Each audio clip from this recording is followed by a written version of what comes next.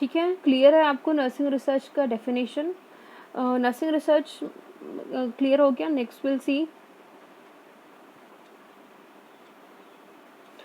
What does research do. अब हमें ये जानना है कि रिसर्च क्या करता है, what is the work of, what is the purpose of research. Research की क्या ज़रूरत है, why it is important, why we are doing research. See research enable nurses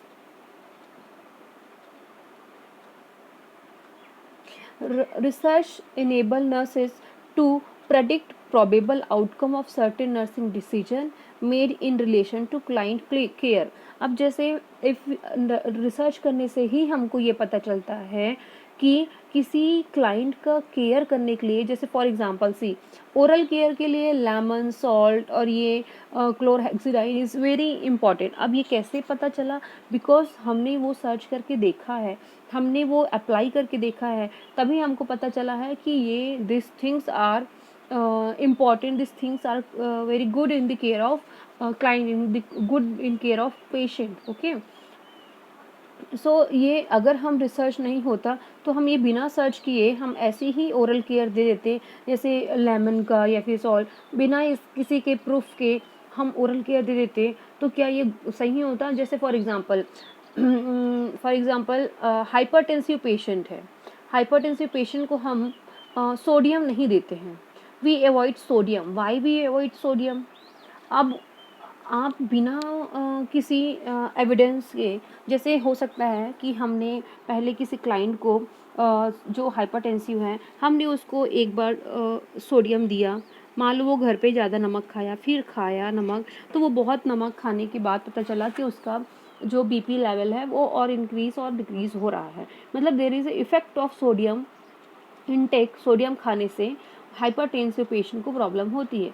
तो ये प्रॉब्लम पे बहुत रिसर्च किया गया है, तभी रिसर्च के बाद फाइंड आउट कर पाए हैं कि सोडियम कहाँ कहाँ इफ़ेक्ट करता है एक हाइपरटेंसिव पेशेंट को। इसलिए सोडियम डाइट स्ट्रिक्टली अवॉइड किया गया है इन हाइपरटेंसिव पेशेंट। तो this is called the research in the nursing profession. Nursing में हम, नर्सिंग प्रैक्टिस में हम रिसर्च करेंगे, तभी हमको एविडेंसेस मिलेंगे, उसी एविडेंसेस के बेस पे हम क्लाइंट्स को और पेशेंट को केयर प्रोवाइड करते हैं। Okay, next is control the occurrence of undesired clients outcome. For example muscle dystrophy prevented control by active passive exercise. See control the occurrence of undesired clients outcome. अब जैसे research करने से ही हमें ये पता चलता है कि if there is any type of un un means जो हम नहीं चाहते हैं उस टाइप के रिजल्ट्स अगर आ रहे हैं, उस टाइप के अगर रिजल्ट्स आ रहे हैं, तो will do again and again that research and will control that आउटरेंस। कोशिश करेंगे कि वो ना हो। Next is initiate with a fair degree of confidence. Next, a nurse will be able to see, a nurse will be enabled to initiate with a fair degree of confidence। Definitely, अगर आपका batch और आपका group research कर लेता है तो आपको बहुत प्राउड और फेयर होगा कि मैंने रिसर्च किया है। आप जब भी किसी जॉब के लिए जाएंगे, किसी इंस्टीट्यूट्स में, किसी हॉस्पिटल में, you will be very proud that yes I did the research. मतलब कई लोग नहीं करते रिसर्च, क्योंकि किसी कोई कर नहीं पाता है, बहुत टफ होता है। टफ नहीं होता है, ईजी होता है, बट लोग आजकल ऐसे हो चुके हैं कि उनको सब पका पकाया माल चाहिए। तो एक नर्स बहुत कॉन्फिडेंस रहेगी, वो जो भी करेगी उसको उसको उसको she will feel the confidence to do everything. ठीक है, तो रिसर्च का ये बेनिफिट्स होता है, एक नर्स अच्छा कर पाती है। फॉर एग्जांपल सी गुड और बेटर आईपीआर मेक गुड और बेटर क्लाइंट बिहेवियर। डेफिनेटली अगर आप अच्छा आईपीआर बनाते हो तो आपको बेटर क्लाइंट्स का बिहेवियर मिलता है, और अगर आप अच्छा बिहेवियर नहीं करते, आईपीआर अच्छा नहीं बनाते हो, तो आपको अच्छा बिहेवियर नहीं मिलता है। ठीक है, इसलिए it is important to have the research. Research nurses को बहुत बेनिफिट्स प्रोवाइड करता है। Why do nurses need research? अब हर नर्सेस को रिसर्च करने की क्यों ज़रूरत है? ठीक है, see first for the continuation growth of nursing profession. Definitely अगर हम वही वही ढर्रा चलाते रहें, वही वही पढ़ते रहें जो 10 साल 20 साल पहले था, और कुछ भी नया नहीं करें, तो क्या मज़ा आएगा? मज़ा तो ठीक है यार, मज़ा तो छोड़ो, आपको अपनी लाइफ में कुछ नया करने की इच्छा होती है कि नहीं? नहीं कि या फिर अपने घर पे आप केवल एक ही प्रकार की सब्ज़ी बनाते हो, रोज़ भिंडी की सब्ज़ी, रोज़ दाल रोटी यही खाते हो क्या? कुछ नया करते हो ना, तभी तो आप आपकी लाइफ अगर मोनोटोनस चलती रही, एक जैसे चलती रही, तो आप तो नहीं जी पाओगे। इसलिए there is a something new, there is a something advancement, कुछ नया चाहिए। जैसे आप नर्सिंग में हो आज 2020 में, हो सकता है 2030 में 10 साल बाद नर्सिंग प्रोफेशन और भी एडवांस हो जाए, वो डॉक्टर डिग्री के लेवल में आ जाए और डॉक्टर डिग्री से ऊपर भी लोगों का रेस्पेक्ट, नर्सेस का रेस्पेक्ट हो, तो आपको अच्छा लगेगा। तो इसीलिए एडवांसमेंट ऑफ द और growth of the nursing profession के लिए nursing research is very important, क्योंकि डॉक्टर और इंजीनियर और मैनेजर, ये सब लोग रिसर्च पे बहुत स्टडी करते हैं, फोकस करते हैं, रिसर्च करते हैं। Only we the nurses are very, मतलब हम बहुत पिछड़े हुए हैं कि हम लोग रिसर्च में बहुत पीछे हैं, इसलिए हमारा ग्रोथ और बहुत कम है। ठीक है। Next is help nursing to achieve its own professional identity. Exactly, आज नर्सेस को बहुत, मतलब जो रिस्पेक्ट मिलना चाहिए वो रिस्पेक्ट नहीं मिलता, क्योंकि हम नर्सेस केवल काम किए जाते हैं, किए जाते हैं, किए जाते हैं, हमारी कोई आइडेंटिटी हम नहीं बना पाते हैं। और आइडेंटिटी, और अब हमारे प्रोफेशन की आइडेंटिटी बनाने के लिए हमको कुछ एक्स्ट्रा ऑर्डिनरी करना पड़ेगा, लाइक रिसर्च, हमको कुछ एविडेंस बेस्ड चीज़ें करनी पड़ेगी, इसलिए research is very important. Help to identify the boundaries of nursing, हमारे नर्सिंग की क्या क्या बाउंड्रीज हैं वो हमें पता करने में research can be very good और वेरी फैमिलियर और थिंग्स की वो हमें क्लियरली बता सकता है कि हमारी नर्सिंग में क्या क्या बाउंड्रीज है। To define the parameters of nursing, definitely like parameters, हमारे नर्सिंग में क्या क्या अगर आप रिसर्च करेंगे तो आपको और इजीली पता चल पाएगा कि हमारे नर्सिंग के क्या क्या पैरामीटर्स है जिसको हमको फॉलो करना पड़ता है। फॉर कॉस्ट कंटेनमेंट प्रैक्टिसेस, हाँ फॉर, जैसे फॉर एग्जांपल आप वही मैंने बताया था आप लोग को कि आप मसाज करते हैं फॉर पेन रिलीफ, ठीक है। अब आप लोग पहले क्या करते थे, गांव वालों, पहले का नर्सिंग इतना एडवांस नहीं था, तो हाथ पैर दबा लिए तो दर्द चला गया। अब थोड़ा सा एडवांस हुआ है, we give oil massage properly, और उसके बाद we follow that steps of massage, और then we apply the talcum powder, ये भी एक मीड में आया था।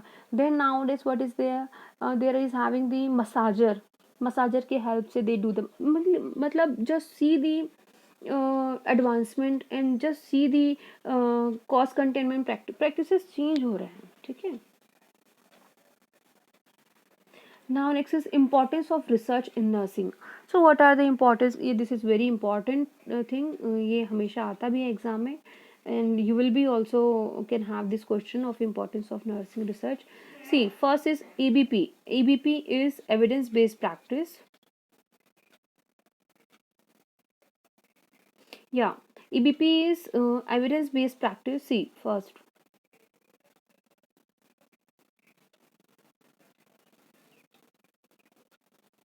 EBP is evidence based practice, and what is evidence based practice? सी, जैसे एविडेंस बेस्ड प्रैक्टिस, नाम से ही पता चल रहा है, जैसे हाइपरटेंसिव पेशेंट को हम सोडियम प्रोवाइड नहीं करते, उसका एविडेंस है हमारे पास, क्योंकि हमने उस पर रिसर्च किया है, उसका एविडेंस है कि सोडियम डाइट देने से हाइपरटेंसिव पेशेंट को प्रॉब्लम होती है, ये एविडेंस है हमारे पास, प्रूफ है इसका, ठीक है। अब एविडेंस बेस्ड प्रैक्टिस हर जगह होना चाहिए। आप ऐसे ऊपरी तौर पे बोल के नहीं जा सकते हो कि अरे यार इसको गर्मी लग रही है पंखा चालू कर दो, तो पंखा चालू करने से उसकी गर्मी दूर होती है, ये एविडेंस प्रूफ है, ठीक है। मतलब आप ऐसे हवा में कुछ भी चीज़ नहीं बोल सकते हो कि इन दी नर्सिंग प्रोफेशन, ठीक है।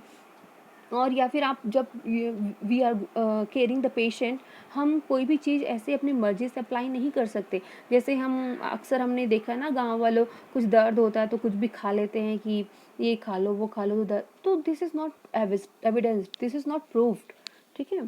तो evidence based practices increases the need और importance for nursing research. See, this first point what it is telling, EBP increases evidence based practice, increases the need और इम्पॉर्टेंस फॉर नर्सिंग रिसर्च। अब अगर आप EBP use नहीं कर रहे हैं, EBP is very important. Evidence based practice is a type of, is a solid things we can say in research, अगर आपने रिसर्च किया है और आप प्रॉपर रिसर्च किए हैं और you get the evidences to क्या चीज़ फॉलो करना है क्या नहीं करना है, तो this will advance your profession. Okay. EBP demands high quality rigorous nursing research. हाँ, ईबीपी इफ़ वी आर हम कुछ एविडेंस बात करें तो उसमें दम होता है ना, सॉलिड चीज़ें होती है उसमें. और बिना प्रूफ के तो आजकल कानून भी आपका साथ नहीं देगा. Understand the meaning of evidence. EPP indicates clinically appropriate, cost-effective, and result in positive outcomes for clients. Definitely, EBP play very major role to cost effective or to give positive outcomes in everything. Why is research important in nursing? अब why I am enforcing you people in research कि चलो research पढ़ो, why it is important. पढ़ो पढ़ो, मैं क्यों आप लोग को इतना फोर्स कर रही, माँ की सब्जेक्ट की तरह पढ़ाऊँ और चले जाऊँ वही.